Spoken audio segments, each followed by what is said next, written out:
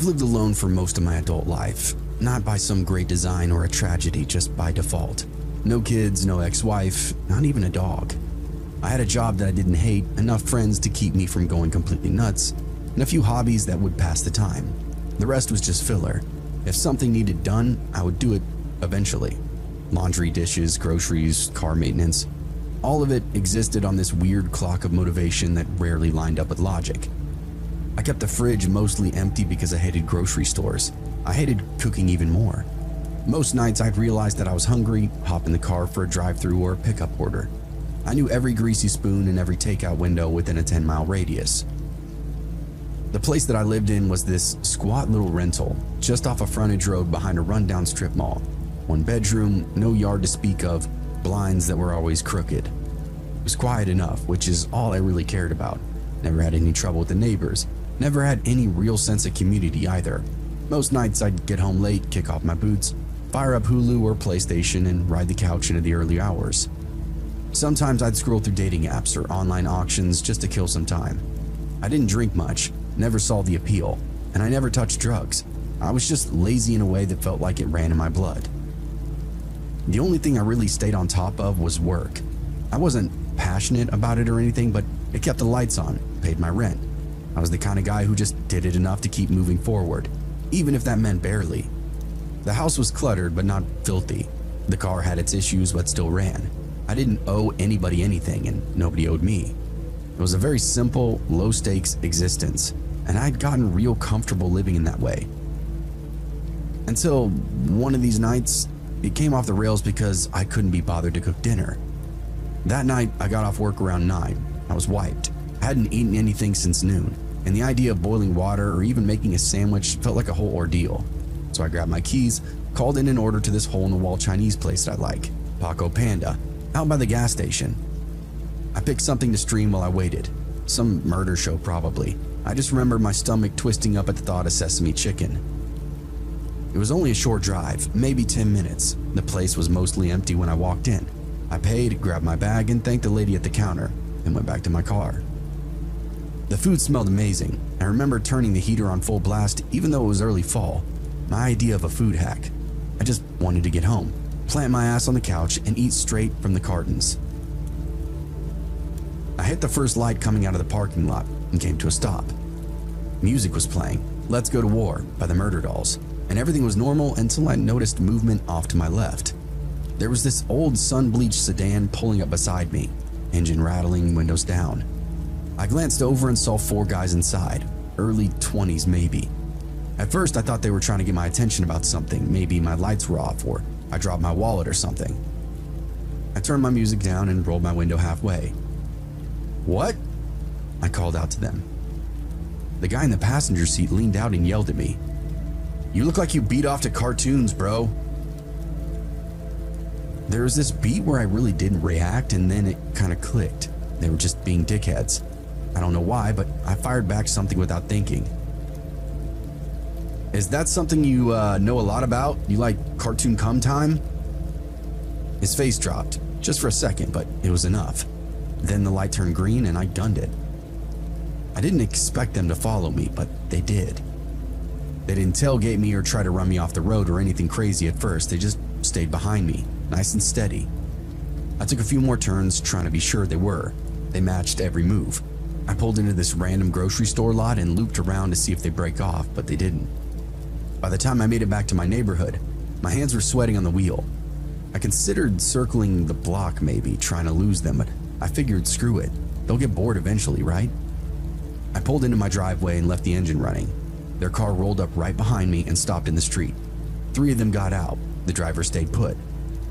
I didn't recognize any of them. One was tall and wiry, wearing this ski cap even though it wasn't cold out. Another had a hoodie with the strings tied around his face now. The third looked like he had prison muscle, just thick and mean. They didn't charge at my car or anything, they just spread out, slowly walking around me, looking in the windows and muttering something to each other. I stayed in the driver's seat, clutching the steering wheel like a lifeline. My phone was in my pocket, but I hadn't reached for it.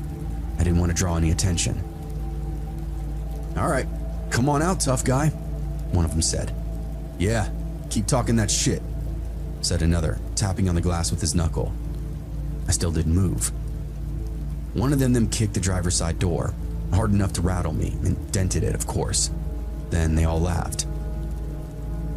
They stood in my yard for maybe 5 more minutes, pointing at stuff, my trash cans, the porch light, my car, just taking stock of what they could fuck with. I expected them to key my doors, to slash a tire, or maybe worse, but eventually they got back in their car and took off without another word. I sat there for another 5 minutes before moving, just breathing, trying to calm down. Then I grabbed my food, went inside, and double locked the door. It took me a while to eat. My hands were still shaking, but after a few bites and a few episodes of whatever was on Hulu, things started to settle. I actually started to feel a little stupid about it. Probably just bored kids looking for a thrill. Nothing too serious. By 10, I'd moved on to playing some kind of shooter online. The tension was gone. I was in my boxers, half a beer left on the coffee table, game controller in my hand, completely relaxed. That was at least until past midnight, and that's when I heard footsteps outside my house. Not distant ones, not from the sidewalk or the road. These were closer, on my driveway, slow, heavy crunches. I muted the TV and went to the front window, moving the curtain just enough to peek through. There it was, same shitty sedan, parked in the same exact spot, 3 figures moving up the path to my front door. And this time, they weren't joking around. Same guys, same car, same dead-eyed swagger, like they owned the night itself. One of them had something in his hand, I couldn't really tell what. Maybe a tire iron or a flashlight, but it caught the porch light weird and had this glint and shadow to it. I backed away from the window and locked the deadbolt, then the knob, then slid on the security chain across. My heart was thudding so loud it sounded like footsteps in my ears too. I didn't have a gun, never thought I needed one. I didn't even have mace. Just the kitchen full of dull knives and a vague sense of regret. One of the guys banged on the door, flat palm first and then with his fist. He barked at me to open up. "Come on, you tough shit. Come say what you said earlier." They pounded harder. The door was old, hollow core, rental grade garbage. It wouldn't last too long if they really wanted in. For a second I couldn't move. I just stood there in the living room in my socks, lights still on, beer going warm. My mouth was dry as chalk. I thought about calling the cops, but what would I say? 3 guys are outside being scary? I hung out with these rough kids growing up, and I knew how that would go. They'd be gone before a cruiser even showed up, if one even showed up. I turned off the lights. In the dark, the panic sharpened. It made everything feel thinner and more fragile. I could hear them talking out there, louder now. One of them was trying the doorknob. Another stomped on the steps like a child throwing a fit. Then it went quiet. I crept inside the back bedroom. My closet door was open, and inside was something I haven't touched in years, this cheap-ass katana that I bought at the state fair back in high school. It wasn't sharpened, just some steel replica meant to sit on a stand. But it was heavy, long, and intimidating enough in the right lighting. I grabbed it, then opened up a plastic bin where I kept this old Halloween junk, pulled out the mask that I wore a few years ago, this rubber demon face with warped horns and sharp teeth. It stank of dust and plastic, but I shoved it on and made for the back door. I slipped outside, moving along the side of the house, keeping low. The grass under my feet was wet. My heart was still slamming in my chest. I inched forward until I could see the 3 of them again, still near the porch, looking pissed and confused. 30 more seconds, dumbass, one of them called out. Then we break your fucking windows. I didn't give myself any time to think or think twice. I charged. I came around the side of the house full speed, barefoot and wild, swinging the katana over my head like a lunatic. I didn't yell anything coherent, just a howl and this high and raw that ripped out of my chest. They all turned at once. I don't know what they thought they saw, a masked freak with a sword, barefoot and snarling, but it was enough. One of them screamed. The big one tripped over his own feet trying to run backwards, and they all scrambled back to their car, door slamming, tires screeching as they peeled off into the dark. I stood there in the yard until the engine noise faded, and that was the last time I ever saw them. After that, I started locking the doors earlier, got a motion light installed, even went and bought a real baseball bat, not for show. I still eat that Chinese takeout, I still live alone, still waste far too much time on the couch, but I don't really mouth off to strangers anymore.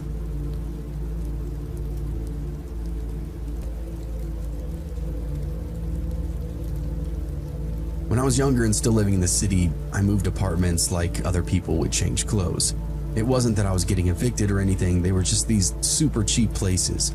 Always a few in classifieds or easy to bounce between if your lease was up or if you didn't like the neighborhood anymore. I didn't own too much either. Bed, couch, TV, some clothes. So packing up and leaving wasn't really that big of a deal. That lifestyle kind of fit me. Everything about it made sense at the time. I liked being close to the action. I liked that I could walk to a bar, hit a movie, grab food, all without needing to plan really anything. The last place that I lived before it all went bad was on the east side, right off this long boulevard that cut through a bunch of old brick duplexes. My apartment was a little bigger than the one before it. The floors were warped, the heater ticked all night like it was full of rocks, but it was mine. I moved in just as summer was ending. I remember dragging my mattress up the stairs and being drenched in sweat by the time I got to the top. There was this weird smell in the hallway too, kind of like old carpet with rotting fruit, but I figured I'll get used to it. You always do. The unit across from mine had its blinds drawn and a door scuffed to hell. I didn't think too much of it, just another tenant, right? The guy who lived there looked like he worked construction or maybe bounced at one of the bars. Shaved head, wide shoulders, sunburnt neck. He had a woman too, but I didn't really see much of her in the beginning. I just heard her. Well, I heard both of them. The fights escalated slowly, then all at once. First it was raised voices, then crashes and thuds. I'd lie awake on my couch with the volume turned up just to drown it all out, but it always cut through. Him yelling like a man possessed, her begging like she was already half defeated. Sometimes I'd hear her out in the hallway, crying, late at night when I got back from the bar. Just her voice echoing off that brick night after night. The cops came twice. I called both times. They never stayed more than 10 minutes. One time I watched the peephole, saw the guy standing shirtless in the doorway, arms crossed, just nodding while one of the officers asked him a few questions. The second time they didn't even get past the front door. It was like they had this routine: get in, calm things down, leave before the paperwork would start to pile up. I actually started sleeping with earplugs, but they didn't help. You can't drown out somebody being hit, and you can't unhear that slap, that wet, awful sound, or the silence that always followed it. Then came the night that I remember being the worst.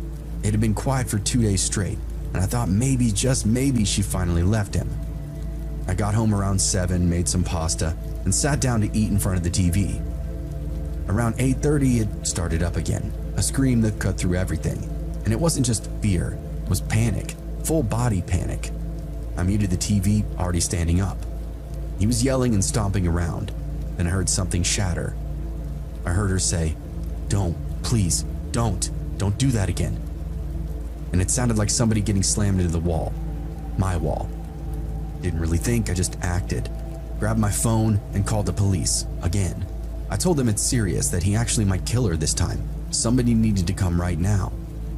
They gave me the same answer as before. If nobody from that apartment called, their hands were tied unless I heard a weapon, whatever that meant. So I hung up and crossed the hall. No plan, just heat in my chest and a sick churn in my stomach. I knocked, no answer, just the muffled chaos inside. I pounded harder and the whole door rattled. This time it was ripped open and there he was. He looked taller in the doorway. He filled it even, shoulders so wide they cast a shadow far over me. His chest was bare, his stomach was heaving, and his face was soaked in sweat and wild-eyed with rage. His mouth was tight like he was chewing on broken glass. "What the fuck do you want?" he asked me. "Look, she's screaming, man," I said. "I already called the cops. Enough is enough." He stared at me, no blink, no twitch, and I realized just how close I was to him, only a few inches. I could smell the beer on his breath, the sweat soaking into his skin. "I'm not gonna say it again," I told him. "Let her go." And that's when it happened. He didn't say a word to me, didn't shout, just grabbed the front of my shirt and yanked me so far forward that my feet left the ground. I slammed into the hallway wall. Pain exploded in my ribs. I tried to push him back to get some space, but the fist came down and caught me clean across the jaw. I saw white and dropped. He kept coming though. I scrambled and crawled backwards down the hallway toward my own door. He landed a boot in my stomach. I coughed so hard that I thought my lungs were about to come up. He didn't stop either. Another punch caught me in the cheek. I I hit the floor hard and rolled toward my door, everything spinning. Behind him, I just saw her, just a flash, standing in the doorway holding the frame, blood running from her nose. She screamed at me to run. Her voice was hollow though, like somebody that's already halfway gone. I got my key in the lock barely, yanked open the door, and staggered inside. He followed me, still swinging. I threw my weight against the door and managed to get it shut just long enough to drop the chain lock. He pounded on the other side, still yelling at me through the door. I slid down to the floor panting, spilling blood onto my tile. I thought it was over then, but he didn't go away. I sat there with my back up against the door, shaking uncontrollably. My left eye was swole shut, and I couldn't take a full breath without pain ripping through my ribs. My hands were sticky with blood, some his, mostly mine. Through the door, I could still hear him out there, pacing, breathing, whispering things that I couldn't quite make out. The door then jolted hard and I jumped up. Another slam, then a pause, then the wood cracking. I scrambled backward, trying to drag the coffee table across the entryway, but my arms wouldn't move right. I think it was dislocated. The chain lock snapped and the door buckled and groaned. Then it gave out completely. He stood there in the frame, calm now, breathing slowly. "Should have just minded your own fucking business," he said. I tried to stand and didn't make it. He crossed my room in 2 steps, grabbed me by the collar, and flung me toward the hallway. I hit the wall, shoulder first, and dropped. I tried to crawl, but he kicked the back of my head and I folded. Then came more punches, hard, deep ones to the ribs and back, like he was trying to reach through me. I think I blacked out for a second because when I opened up my eyes, I was in my bedroom. He dragged me there. I was on the mattress on my back, the bed lopsided from the force that he'd thrown me in with. My blood was already soaking into the sheets. He stood over me panting, then reached down, and this is the part that still sticks with me the most, pulled the blanket up over me, tucked it around my sides like a mother putting her kid to sleep. "Don't knock on my fucking door again," he said. "You don't call anyone, you don't even look at me or her." He turned around and started walking, then stopped in the doorway. "Oh, I'm taking this too," he added. I couldn't see it clearly, but I heard the clink, the hook near the front door, the spare key that I always left hanging there. He took it. "If I hear you say a word to anybody," he said, "I'll come in while you're sleeping and I'll slit your fucking throat." And then just like that, he was gone. The door creaked closed behind him. I heard his boots retreat across the hallway, the quiet pull of his apartment door opening and then shutting. No lock, no final word, just that silence again. I laid in bed until morning and didn't sleep at all, didn't move, just stared at the ceiling and listened to the pipes moan behind the wall. Every little creak sounded like another footstep. Every car door outside made my stomach twist. I kept thinking he was coming back, that he'd left something unfinished. I didn't go to work the next day or the next day after that. I didn't call the cops because, again, what would I say?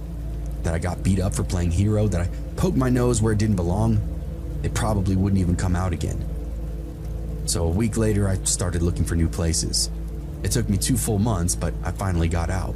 Didn't even break the lease, just paid through the end and walked. I left half my furniture behind. I couldn't stand to look at the bed again. The mattress was still bloody. I didn't even have it in me to throw it out. Just let the landlord deal with it. Now I triple check my locks. I keep my blinds shut. I flinch when somebody knocks on the wall, even if it's just the pipes. I still don't even sleep right to this day. I'll wake up thinking he's back, standing at the foot of my bed, holding up that key. I never saw that woman again either. Sometimes or occasionally I'll think back to her, wonder if she ever got out, or if she's still in there, taking those punches and screaming behind those old, paper-thin walls.